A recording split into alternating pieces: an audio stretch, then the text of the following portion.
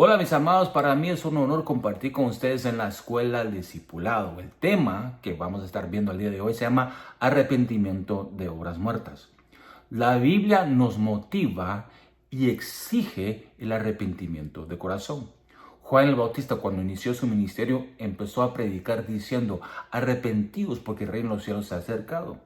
Jesús, cuando él empezó su ministerio, también predicó y dijo: arrepentíos porque el reino de los cielos se ha acercado. Cuando Jesús le enseñó a sus discípulos cómo debían orar, les dijo en Mateo 6:12: y perdónanos nuestras deudas como también nosotros perdonamos a nuestros deudores. Tenemos otro ejemplo cuando el apóstol Pedro estaba en el día de Pentecostés predicando, les dijo: arrepentíos y bautícese cada uno de vosotros en el nombre de Jesucristo para perdón de los pecados y recibiréis el don del Espíritu Santo. En Hechos 20:21 dice que testificando a judíos y a gentiles acerca del arrepentimiento para con Dios y de la fe en nuestro Señor Jesucristo. Dios exige arrepentimiento para establecer una buena relación con nosotros. Hechos 17:30 dice: pero Dios, habiendo pasado por alto los tiempos de esta ignorancia, ahora manda a todos los hombres en todo lugar que se arrepientan. Ahora, Amós 3:3 dice: ¿andarán dos juntos si no estuviesen de acuerdo? Para tener una relación sana, una relación correcta con Dios, una relación bendecida por Dios, tenemos que ponernos de acuerdo con Él. Eso quiere decir que nuestra voluntad y nuestra vida tiene que ser cambiada, transformada y renovada. ¿Y cómo llegamos a la renovación y a la transformación? Por medio del arrepentimiento. Isaías 59, verso 2 dice: pero vuestras iniquidades han hecho división entre vosotros y vuestro Dios, y vuestros pecados han hecho ocultar de vosotros su rostro para no oír. Ahora, eso nos hace preguntar esto: ¿será que realmente alguna de nuestras peticiones no se contestan porque no hay un arrepentimiento de corazón en nuestras vidas en cuanto a algún pecado cometido? ¿Será que la falta de arrepentimiento está impidiendo el cumplimiento de las promesas de Dios en nuestras vidas? Vean esto: sin arrepentimiento no hay salvación. En Lucas 13, verso 5 dice: os digo, no, antes si no os arrepentís, todos pereceréis igual. Ahora, ¿por qué el Señor nos exhorta que si no hay arrepentimiento, vamos a perecer igual que todos los demás? Porque el arrepentimiento nos conduce a la salvación. El arrepentimiento nos conduce al perdón de Dios. Ahora, ¿cuáles son las definiciones importantes del arrepentimiento? Realmente, la palabra griega para arrepentimiento quiere decir metanoeo, que significa pensar diferente. Es tener cambio de mente, es enmendar de corazón aborreciendo los pecados del pasado. ¿Cuál es la obra? Es el hecho, es el labor, es el acto por medio de la cual nosotros nos acercamos a Dios. Muerta quiere decir algo que carece de vida en sí misma, especialmente la vida de Dios. Por lo que el arrepentimiento de obras muertas significa un cambio de manera de pensar y de actitud en los hechos u obras que hicimos y carecen de la vida de Dios, sino que nos guían a la muerte. Arrepentimiento no es remordimiento. El remordimiento no produce cambio de vida, solo un sentimiento de culpa. Es una acusación de sí mismo. El arrepentimiento no es, número 2, tristeza. No es tristeza por haber descubierto el pecado y no cambiar. Ahora, ¿cuáles son los ejemplos del arrepentimiento? Tenemos el clásico ejemplo del hijo pródigo, de la parábola que constituye un buen ejemplo del arrepentimiento.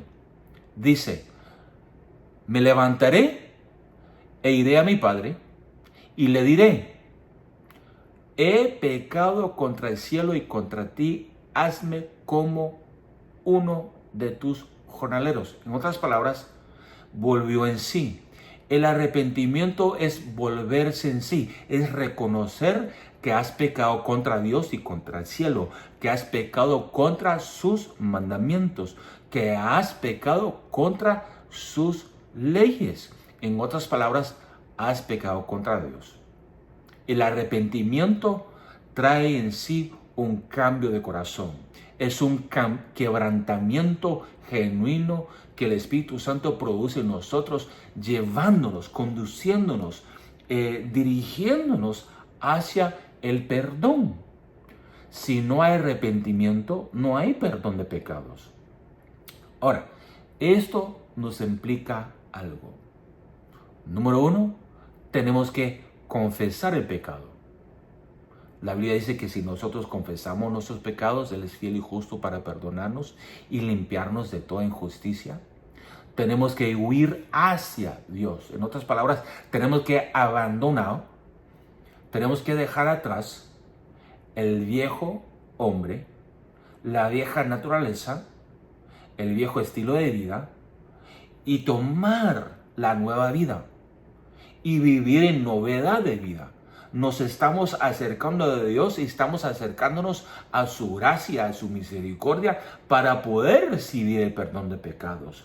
Si no nos acercamos a Dios, Dios jamás se va a acercar a nosotros. ¿Por qué? Porque Él no va a forzar nada en contra de nuestra voluntad. Y número 3, tenemos que tener la convicción que Él hará un cambio en nuestras vidas. Cuando nos acercamos en fe, pidiéndole perdón, arrepentidos por todos los pecados que hayamos cometido en nuestra vida, tenemos que creer que Él nos va a perdonar. Y tenemos que confiar en Él, tenemos que confiar en su amor, tenemos que confiar en su misericordia. Tenemos que llegar a ese punto en nuestras vidas en el cual nosotros podemos decir: no hay condenación para los que están en Cristo Jesús. Ahora, las obras muertas son obras hechas para tratar de ganar la vida eterna. Son obras hechas por personas tratando de ganar algo que solo se recibe gratuitamente. ¿Me estoy explicando acá? Las obras hechas para tratar de ganar la vida eterna, la salvación y el perdón de Dios, son insuficientes para poder recibir la salvación y el perdón de pecados. La única manera, la única obra que Dios acepta para ser salvo o para recibir su perdón es la obra del creer. Ahora, pueden ser, ¿cuáles son algunos ejemplos de obras muertas? Número 1, nuestros actos que buscan nuestra propia justicia. Pero el profeta Isaías dijo: si bien todos nosotros somos como suciedad, y todas nuestras justicias como trapo de inmundicia, y caímos todos nosotros como la hoja, y nuestras maldades nos llevaron como viento. Ahora, la solución, cuando uno trata de justificarse delante de Dios por medio de las obras o de otra manera o por otra vía, Dios no lo topa, no lo acepta. ¿Cuál es la solución? La solución se encuentra en Romanos 3, 23 al 24. Por cuanto todos pecaron, no hay ningún solo justo en este mundo que pueda decir: jamás he pecado. Todos nacimos en esta naturaleza pecaminosa. Por cuanto todos pecaron y están destituidos de la gloria de Dios. ¿Se recuerdan la historia de Adán y Eva? Que Dios les quitó su gloria. ¿Sí? Cuando pecaron, la gloria de Dios desapareció, fue destituida de sus vidas y descubrieron que estaban desnudos y se taparon con hojas para cubrir su pecado y su vergüenza. El pecado produce vergüenza. el arrepentimiento produce humildad. ¿Sí? Sigamos acá. Dice, vamos a empezar de nuevo.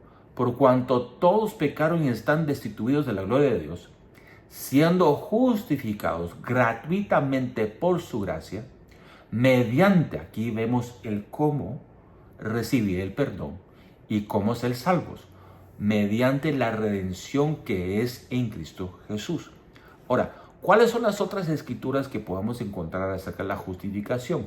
Si están tomando notas, y espero que estén tomando notas, apunten ahí en sus cuadernos Romanos 5.1, Romanos 5.9 y 1 Corintios 6.11. Número 2. ¿Cuál es una obra muerta? Tratar de ganar la salvación mediante actos de caridad o querer comprar la salvación.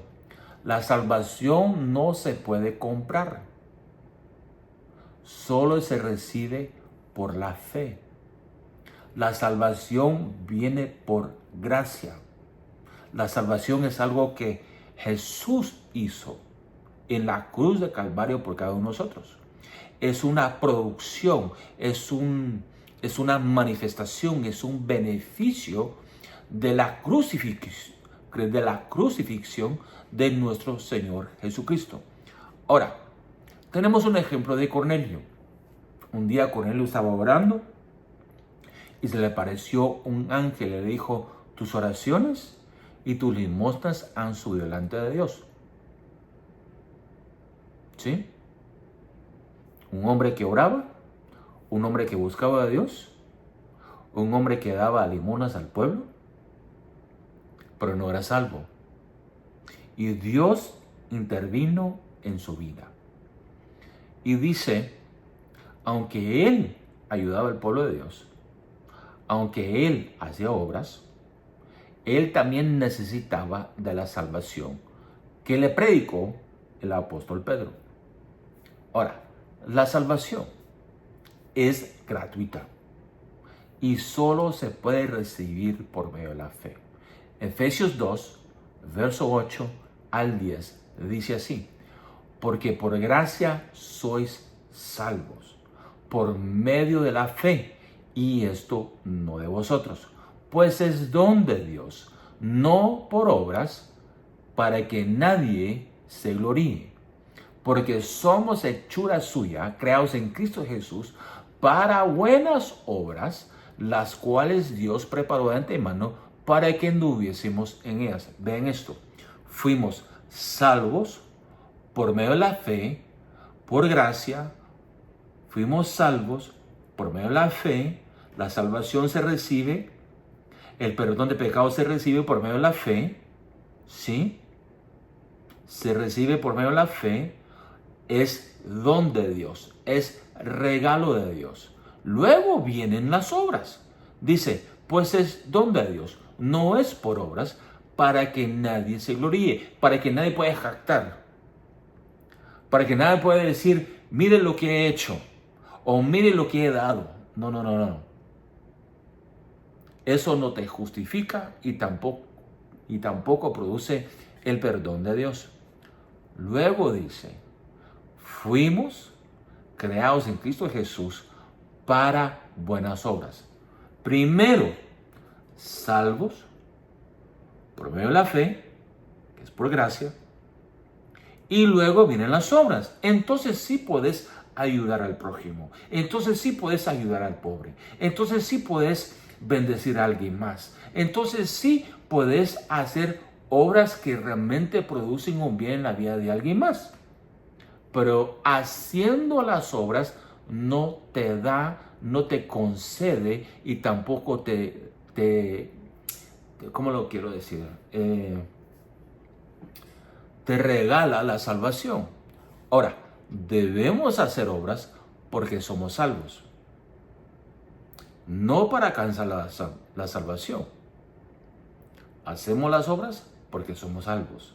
Porque sabemos que debemos de ayudar a nuestro prójimo. Número 3, otras obras. Podemos hacer cualquier obra religiosa humanitaria, pero solo la obra de Jesús en la cruz del Calvario nos puede salvar. Escuchen, la salvación es tan cara que solo gratis se puede obtener. La salvación, lo voy a decir una vez más, la salvación es tan cara que solo gratis se puede obtener.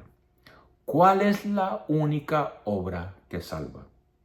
En Juan 6, 28 y 29, Juan 6, 28 y 29 dice, entonces le dijeron, ¿qué debemos hacer para poner en práctica las obras de Dios? Respondió Jesús y les dijo, esta es la obra de Dios, que creáis en el que Él ha enviado. Dios perdona nuestros pecados si nos arrepentimos y le creemos de todo corazón. Ahora, ¿cuáles son algunas escrituras sobre el perdón de Dios? En Isaías 55, verso 7 dice que Dios es amplio en perdonar. En Lucas 15, 20 dice que Él es movido a misericordia por nuestra condición. Primera de Juan 1:9 dice, Él es fiel y justo en perdonarnos y limpiarnos de toda injusticia. Proverbios 28:13 dice, podemos alcanzar su misericordia. Miqueos 7:19, y lo más lindo de todo, Él tiró nuestros pecados al fondo del mar para no recordarlos más. Hay algo tan importante que todos nosotros tenemos que entender. El arrepentimiento es algo necesario. Es más, el arrepentimiento es esencial. El arrepentimiento es un cambio de corazón. Es un cambio en nuestra manera de pensar. Es un cambio en nuestra actitud hacia Dios y los demás. Es un cambio de perspectiva. Empezamos a ver las cosas de la perspectiva de Dios o de la punta de vista de Dios. ¿Me estoy explicando acá? Empezamos a ver las cosas de una manera distinta. ¿Por qué? Porque ha habido arrepentimiento en nuestro corazón. No es un mal sentimiento, ¿sí? No es remordimiento. Es un arrepentimiento genuino en nuestro corazón, reconociendo nuestros pecados, reconociendo nuestra condición pecaminosa, reconociendo que somos pecadores. Entonces tenemos un momento de volver en sí. Entendemos que le hemos ofendido. Entendemos que hemos quebrantado sus mandamientos. Y entendemos que si confesamos nuestros pecados, dice, Él es fiel y justo para perdonarnos y limpiarnos de toda injusticia. Ojo a esto. Cuídense de esto. No abusen la gracia de Dios. La gracia de Dios es lo que Dios nos extiende.